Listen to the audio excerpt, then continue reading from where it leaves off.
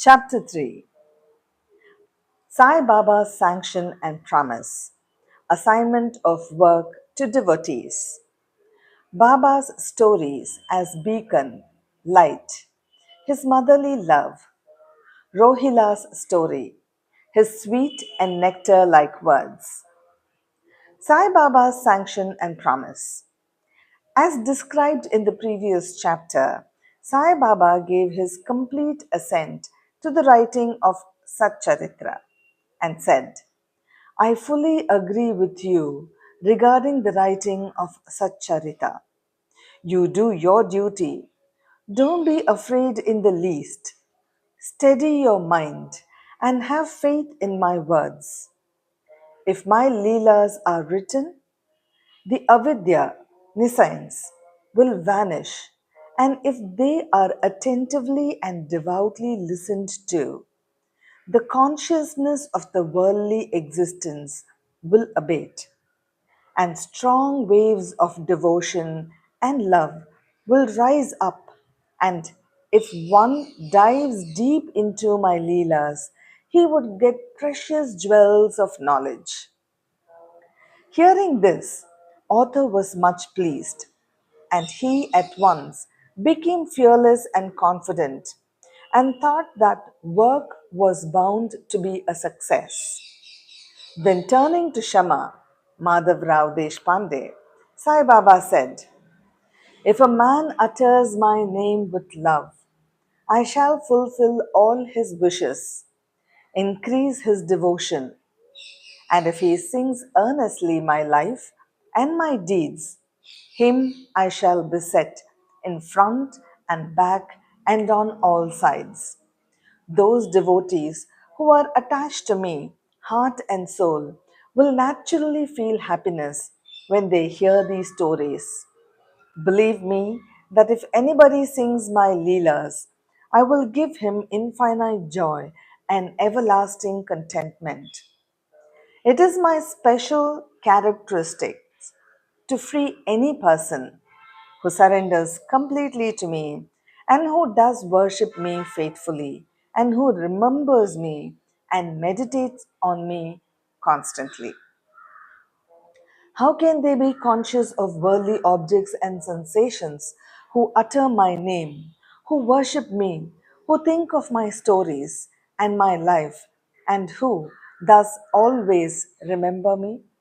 I shall draw out my devotees from the jaws of death. If my stories are listened to, all the diseases will be got rid of. To hear my stories with respect and think and meditate on them, assimilate them, this is the way of happiness and contentment. The pride and egoism of my devotees will vanish. The mind of the hearers will be set at rest, and if it has wholehearted and complete faith, it will be one with the supreme consciousness.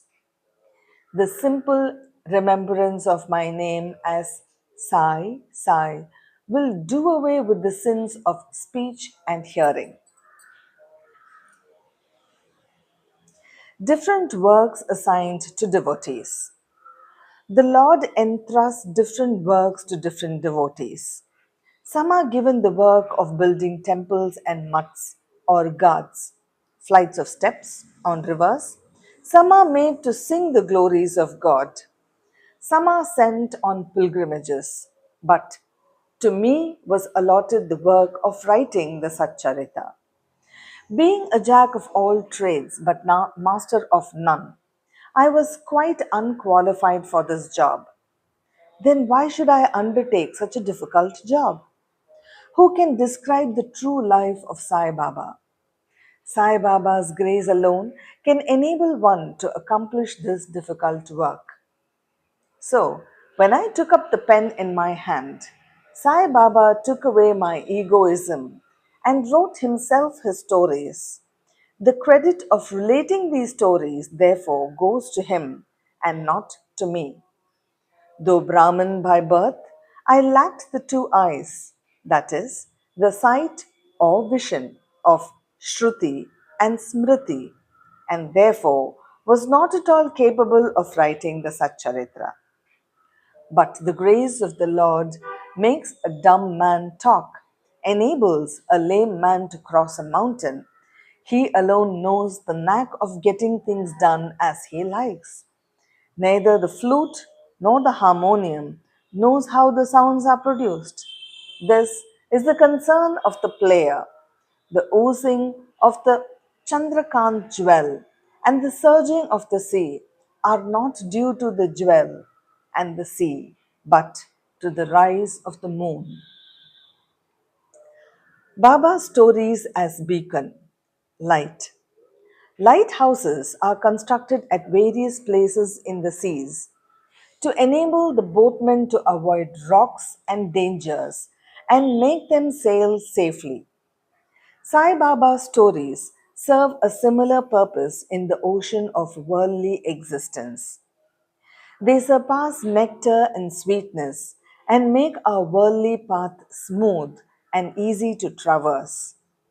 Blessed are the stories of the saints. When they enter our hearts through the years, the body consciousness or egoism and the sense of duality vanish. And when they are stored in the heart, doubts fly out all sides. Pride of the body will fall, and wisdom will be stored in abundance.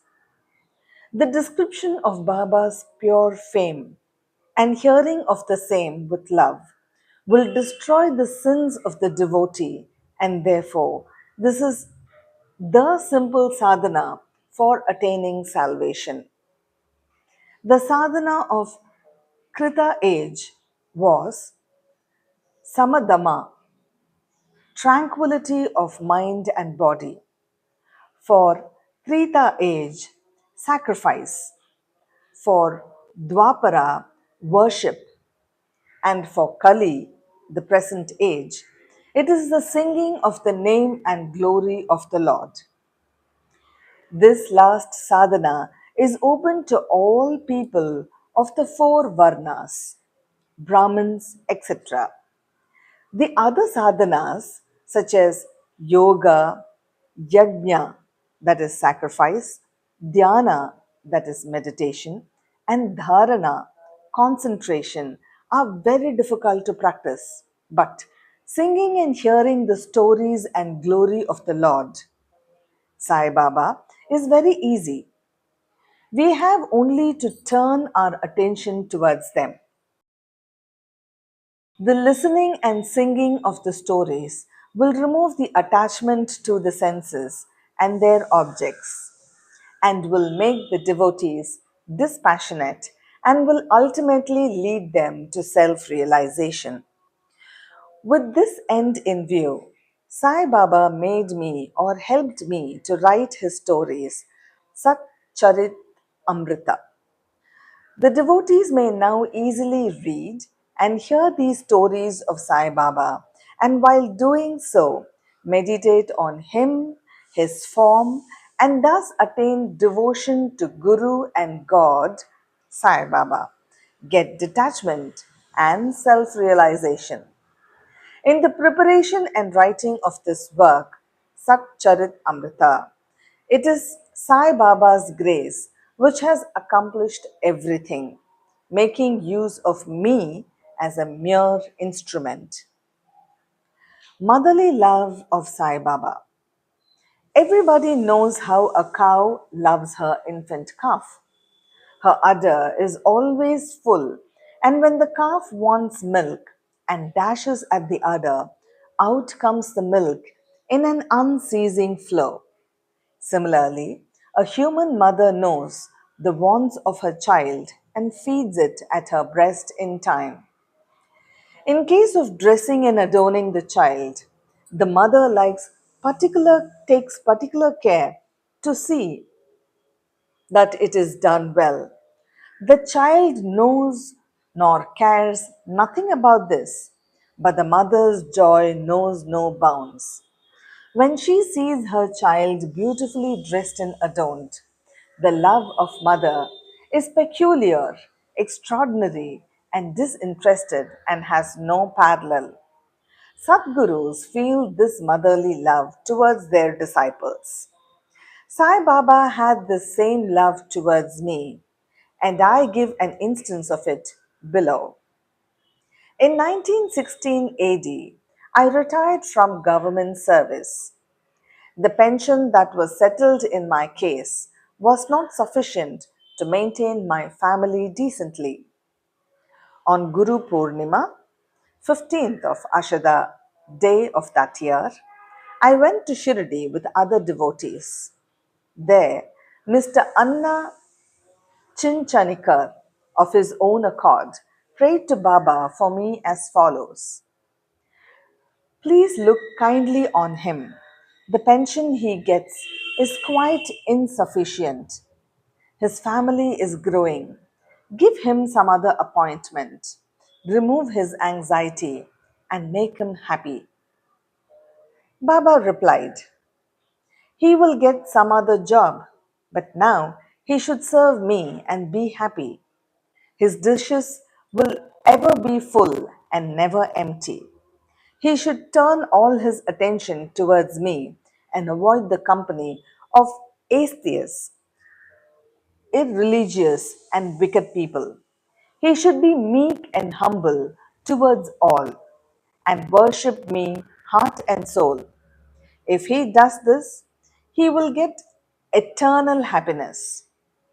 The question, who is this he whose worship is advocated, is already answered in a note on who is Sai Baba in the prologue at the beginning of this work. Rohila's story.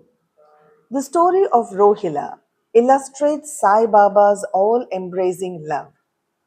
One Rohila, tall and well built, strong as a bull, came to Shirdi wearing a long kafni robe and was enamored of Sai, who stayed there. Day and night, he used to recite in a loud and harsh tone kalma, verses from the Holy Quran, and shout, Allahu Akbar, God is great. Most people of Shirdi were working in their fields by the day, and when they returned to their homes at night, they were welcomed with Rohila's harsh cries and shouts.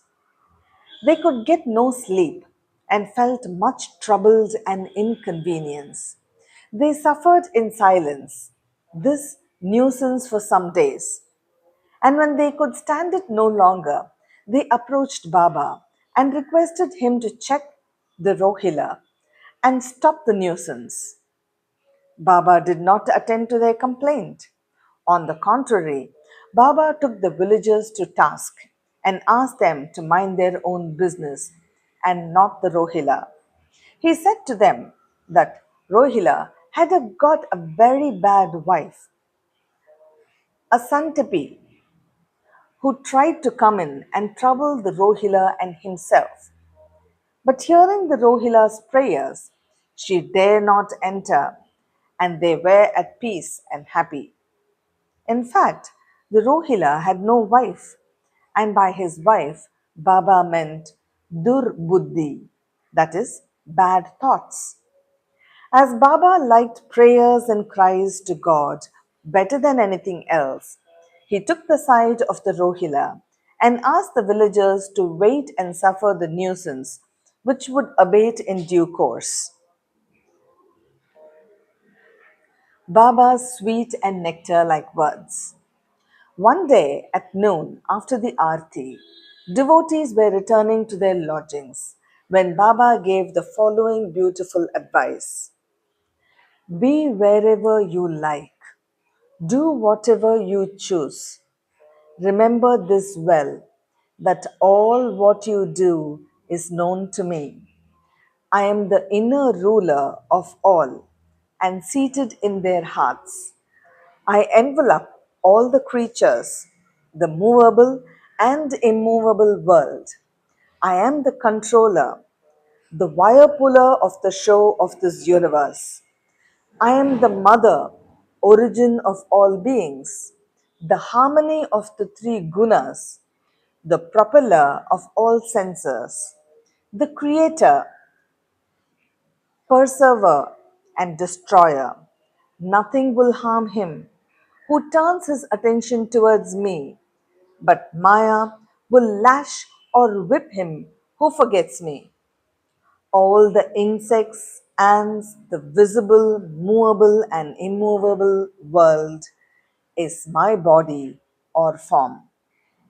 Hearing these beautiful and precious words, at once I decided in my mind to serve no man henceforth but my Guru only. But the reply of Baba to Anna Chinchanikar's query, which was really mine, that I would get some job, began to revolve in my mind, and I began to think whether it would come to happen. As future events showed, Baba's words came true, and I got a government job, but that was of a short duration. Then I became free and solely devoted myself to the service of my Guru, Sai Baba. Before concluding this chapter, I request the readers to leave out the various hindrances, that is, indolence, sleep, wandering of mind, attachments to senses, etc., and turn their whole and undivided attention to these stories of Sai Baba. Let their love be natural. Let them know the secret of devotion. Let them not exhaust themselves by other sadhanas. Let them stick to this one simple remedy, that is, listening to Sai Baba's stories. This will destroy their ignorance and will secure for them salvation. A misser may stay at various places, but he always thinks of his buried treasure. So let Sai Baba be enthroned in the hearts of all. In the next chapter, I shall speak of Sai Baba's advent in Shirdi. Bow to Sri Sai, peace be to all.